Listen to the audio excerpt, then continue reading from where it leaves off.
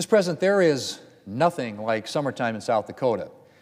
While I'm in Sioux Falls almost every weekend, August gives me the opportunity to spend more time at home. It gives me a chance to travel South Dakota's wide open spaces, to meet with constituents and have important conversations that shape a lot of what I work on here in the Senate. It's a busy month, and Mr. President, we covered a lot of ground this August, both figuratively and literally. To begin with, August is fair season in South Dakota. So this year I made it to the Turner County Fair, the Brown County Fair, where I got my usual Tubby Burger, and the Sioux Empire Fair. Fairs showcase a lot of the best of South Dakota, but they're an especially big deal for our agricultural community. So whether I'm serving lunch to producers at the Sioux Empire Fair's Agricultural Appreciation Day, or giving an update on the Farm Bill at Dakota Fest, which happens every year in Mitchell, South Dakota, I appreciate opportunities to hear directly from farmers and ranchers. I do this every year, but it's especially important in a Farm Bill year like this one. Many of my Farm Bill priorities come directly from these discussions. In fact, these discussions can often get into the weeds on policy. But the bottom line from farmers and ranchers this year was really quite simple. We need to get the Farm Bill done. Farmers and ranchers need certainty that the programs they depend on will be there when they need them. And finishing the Farm Bill is one of the most important things on the agenda for the end of this year. Mr. President, agriculture is the lifeblood of South Dakota, but there's a lot more that keeps South Dakota moving. This August, I had the chance to meet with electric cooperatives that provide power in South Dakota communities. I joined Midco Communications as they announced a new broadband expansion in the Black Hills that will bring faster internet to more homes. And I was on hand for the new I-29 Exit 130 interchange ribbon cutting in Brookings, South Dakota. Throughout the month, I also visited a lot of local businesses and talked with business owners from across the state. I visited Showplace Cabinetry in Harrisburg, South Dakota, Lode King Manufacturing in Elk Point, Dimmick Cheese in Dimmick, Dady Drug in Mobridge, and I met with startup leaders in Sioux Falls.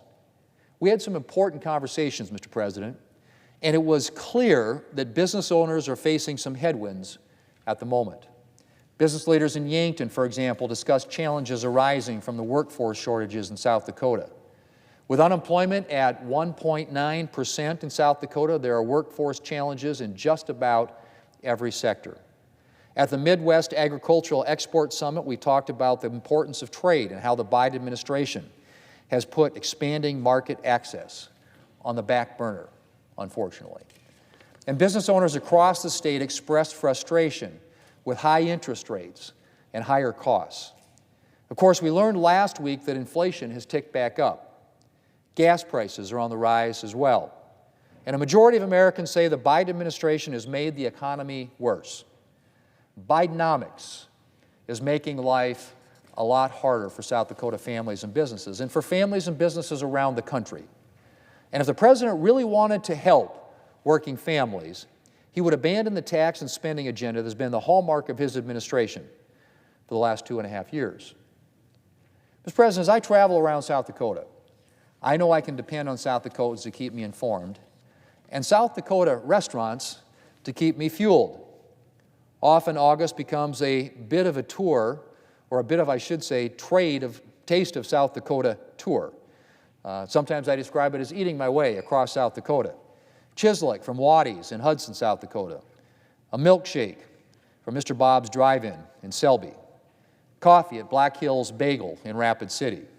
There's nothing like South Dakota hospitality and a good meal to keep you going during long days.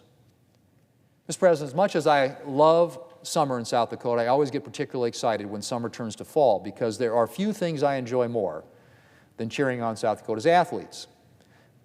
Kids get back to school, high schools, college teams start competing. My grandkids' sports seasons have begun in earnest. I've made it to football games in Brookings for South Dakota State University and Vermilion for the University of South Dakota to support the Jackrabbits and the Coyotes in a couple of big wins as their seasons get underway.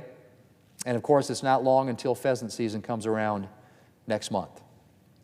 Winter, spring, summer or fall, there is always something to look forward to in South Dakota. And Mr. President, I am lucky to be a son of our state. I yield the floor